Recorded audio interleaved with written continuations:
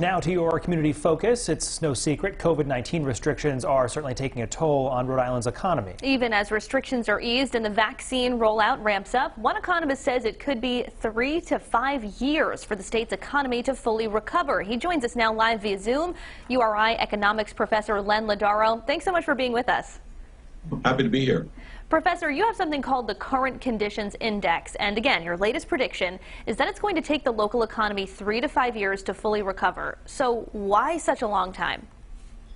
Well, recover to where we were when the pandemic started, and as I noted, that wasn't all that great because Rhode Island's economy really doesn't have a competitive business climate. We don't have enough skills in our labor force and things. So we were largely stuck at the level of overall economic activity from 2015 going into the pandemic. And from this, part of what happens is a repeat, but much worse from the financial crisis.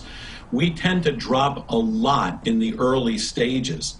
And then it becomes tougher to dig our way out of that. And we don't really have the dynamism in our economy. And that's really a big part of it. One of the worries, and you can kind of see this if you pay attention, whenever there's some kind of survey on business climate, we always tend to do among the worst in the country. Now, are they arbitrary? Sure. But the fact that all these surveys with all these criteria and weightings come to the same conclusion says that we really have some issues as far as structural deficiencies. And I just don't see us changing things because our elected officials are still running this economy the same way they've been for the last 30 or 40 years, and the world has changed. They haven't adapted.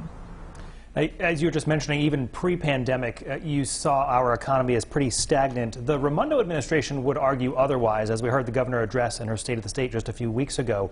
So what specifically, other than maybe the focus for our elected officials, is there a specific area that we need to grow to change all of that?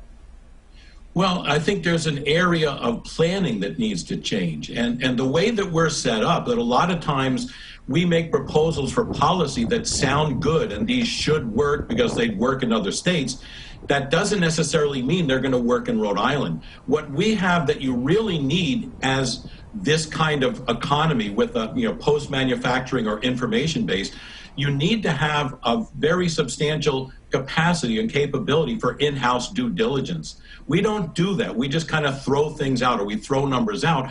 What we do, though, is hire outside consultants who always agree with the people's opinions who are paying them, which doesn't really help. So, you hear things like, well, we've created thousands of jobs. Well, so has everyone else. But the fact remains that even in February of 2020, when the pandemic began, the number of employed Rhode Islanders was below its level in December of 2006. You don't hear that. You hear a lot of them kind of hiding behind an artificially low unemployment rate at the time.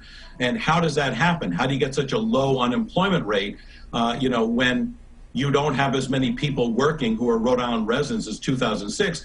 And the answer, which is a real negative, we had a decade-long decline in our labor force. So that further reduced unemployment because those people weren't counted anymore. So weak job growth, people dropping out of the labor force. We look better if you focus on those statistics.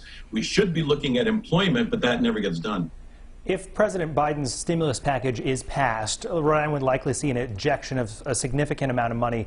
Would that change your projection for an economic recovery from 3 to 5 to maybe 1 to 3?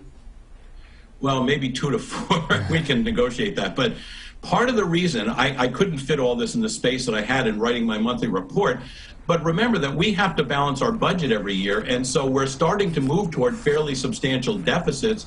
And so if we don't get the fiscal help from the federal government, then as we have to balance our budget, that's going to take a non-competitive state economy that's not very dynamic, and it's going to slow it down further as we have to do things like cutting government spending, maybe raise taxes, doing other things. So, it's just we don't have the planning for that. We don't have the emphasis we need. The one thing, if I had to say, where does Rhode Island's not succeeding as much as it should really trace to, we don't focus enough on investment-oriented activity.